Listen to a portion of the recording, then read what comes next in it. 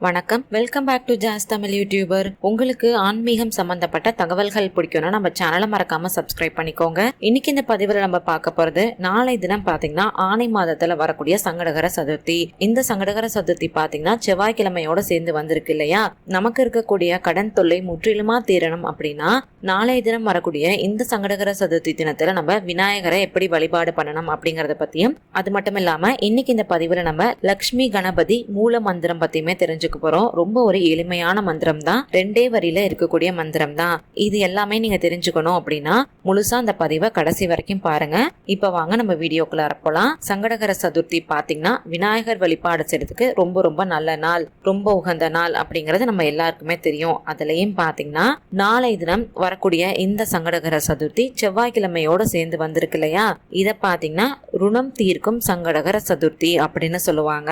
ருணம் அப்படின்னா கடன் அப்படின்னு பொருள். கடனை போக்குறதுக்கு நாளை தினம் நம்ம விநாயகரை எப்படி வழிபாடு பண்ணணும் அப்படிங்கறத இப்ப நம்ம தொடர்ந்து பார்க்கலாம். அதுக்கு முன்னாடி உங்களுக்கு ஆன்மீகம் சம்பந்தப்பட்ட தகவல்கள் பிடிக்கும் அப்படின்னா நம்ம சேனலை சப்ஸ்கிரைப் பண்ணிக்கோங்க. அப்பதான் நான் போடக்கூடிய வீடியோஸ் எல்லாமே உங்களுக்கு உடனே நோட்டிபிகேஷனா வரும். இப்ப வாங்க நம்ம வீடியோக்குள்ள போலாம்.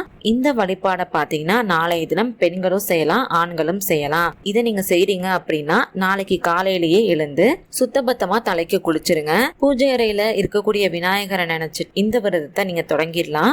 உங்க பூஜை அறையில இருக்கக்கூடிய எல்லா சுவாமி படங்களுக்கும் வாசனை மிகுந்த மலர்களால அலங்காரம் செஞ்சு வச்சுக்கோங்க. விநாயகருக்கு அருகம்புல் வைக்கிறது ரொம்ப ரொம்ப நல்லது. அருகம்புல்லால மாலை கட்டி போட முடியும்னா மாலை கட்டி போடுங்க. இல்லைன்னா அருகம்புல்ல சாதாரணமா நூல்ல கட்டி அதை நீங்க விநாயகர் பாதங்கள்ல வச்சீங்கனாலே போதுமானது தான். அதுக்கப்புறம் உங்களால முடிஞ்ச நைவேத்தியத்தை நீங்க வச்சுக்கோங்க. இந்த வழிபாடை பாத்தீங்கன்னா நீங்க காலையில 6 மணில இருந்து 7 மணிக்குள்ளார செஞ்சு முடிச்சிடணும். இந்த வழிபாடை நீங்க செய்யறதுக்கு உங்க கையில ஒரு எலுமிச்சம்பழத்தை எடுத்து வச்சுக்கோங்க. அந்த எலுமிச்சம்பழத்தை உங்க கையில வச்சு நல்லா இறுக்கமா நீங்க மூடி பிடிச்சுக்கணும். அதுக்கப்புறம் உங்களுக்கு எவ்வளவு கடன் இருக்கோ அந்த கடன் எல்லாம் தீரணும் அப்படின்னும் உங்களுடைய வருமானம் அதிகரிக்கணும் அப்படின்னும் விநாயகர் கிட்ட சொல்லி மனசார வழிபாடு செஞ்சுக்கோங்க. செஞ்சதுக்கு அப்புறம் அந்த எலுமிச்சம்பழத்தை உங்க வீட்டு பூஜை அறையில இருக்கக்கூடிய விநாயகர் பாதங்கள்ல அப்படியே வச்சிருங்க. அப்படியேவும் வைக்கலாம், இல்ல ஒரு சின்ன கிண்ணத்துல போட்டு கூட நீங்க தாராளமா வைக்கலாம். எலுமிச்சம்பழத்தை வச்சுட்டு உங்களுடைய விரதத்தை நீங்க தொடங்கிடலாம். உங்களால காலையிலேருந்து சாயங்காலம் வரைக்கும் உணவு எதுவும் எடுத்துக்காம விரதம் இருக்க முடியும் அப்படின்னா அது மாதிரி இருங்க.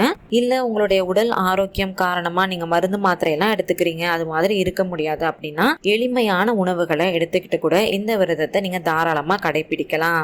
சாயங்காலம் 6:30 மணிக்கு மேல சங்கடகர சதுர்த்தி வழிபாடை நீங்க உங்க வீட்டுல செய்யுங்க. உங்க வீட்டுல நீங்க செய்யறப்ப உங்க வீட்டு பூஜை அறையில விளக்கு ஏத்தி வச்சுட்டு வெற்றிலைக்கு மேல ஒரு மஞ்சள் பிள்ளையார பிடிச்சு வச்சுக்கோங்க. அந்த மஞ்சள் பிள்ளையாருக்கு அருகம்புல் வச்சு பூ வச்சு அலங்காரம் செஞ்சுக்கோங்க. அதுக்கப்புறம் நீங்க வழிபாடு செய்யலாம். வழிபாடு செய்யறப்ப உங்களுடைய கடன் சுமை முற்றிலும் குறையணும் அப்படின்னும் வருமானம் அதிகரிக்கணும் அப்படின்னு மனசார விநாயகர் கிட்ட வேண்டிக்கோங்க. இப்ப நம்மளுடைய வருமானத்தை பெருக்கி தரக்கூடிய லக்ஷ்மி கணபதி மந்திரத்தை பார்க்கலாம். அந்த மந்திரத்தை நான் டிஸ்பிளேல தந்திருக்கேன், எழுதி வச்சுக்கோங்க. இல்ல ஸ்கிரீன்ஷாட் கூட நீங்க எடுத்து வச்சுக்கலாம். இந்த மந்திரத்தை நீங்க 27 முறை சொல்லி வழிபாடு செய்யணும். வழிபாடு செஞ்சதுக்கு அப்புறம் நம்ம காலையில விநாயகர் பாதங்கள்ல ஒரு எலுமிச்சம்பழத்தை வச்சோம்ல, அந்த எலுமிச்சம்பழத்தை எடுத்து அந்த எலுமிச்சம்பழத்தால உங்க தலையை நீங்க 3 முறை சுத்திக்கோங்க. அதுக்கப்புறம் மேலேந்து கீழ் வரைக்கும், அதாவது உச்சந்தலையிலேருந்து உள்ளங்கால் வரைக்கும் மேலேந்து கீழே, கீழேந்து மேல அப்படின்னு ஏற்ற இறக்கமா 3 முறை அந்த எலுமிச்சம்பழத்தை நீங்க ஏத்தி இறக்கிக்கோங்க. அந்த எலுமிச்சம்பழத்தை 4 துண்டுகளா வெட்டி உங்க வீட்டுக்கு வெளியே எடுத்துட்டு வந்து 4 திசைகளிலும் அதை நீங்க வீசிடுங்க. சில பேர் வீடுகள்ல பாத்தீங்கன்னா அது மாதிரி வீச முடியாது, ஏத்தாப்புல வீடு இருக்கும், இல்ல பக்கத்துல வீடு இருக்கும். அது மாதிரி இருக்கிறப்ப அந்த எலுமிச்சம்பழத்தை நீங்க 4 துண்டுகளா வெட்டி ஒரு பேப்பர்ல மடிச்சு அதை நீங்க குப்பை தொட்டியில கூட தாராளமா கொண்டு போய் போட்டுருங்க. இல்ல கால்படாத இடத்துல கூட நீங்க போட்டுக்கலாம். கண்டிப்பா இந்த எலுமிச்சம்பழம் உங்க வீட்டுக்குள்ளார இருக்கவே கூடாது. இதை மட்டும் நீங்க கவனத்துல வச்சுக்கோங்க. இந்த வழிபாடை நீங்க செஞ்சதுக்கு அப்புறம் உங்களுடைய கடனை அடைக்கிறதுக்கு எவ்வளவு தடை இருந்தாலும் சரி, அந்த தடைகள் எல்லாத்தையும் விநாயகர் கண்டிப்பா தகர்த்துருவாரு. அதுல எந்த ஒரு சந்தேகமுமே கிடையாது.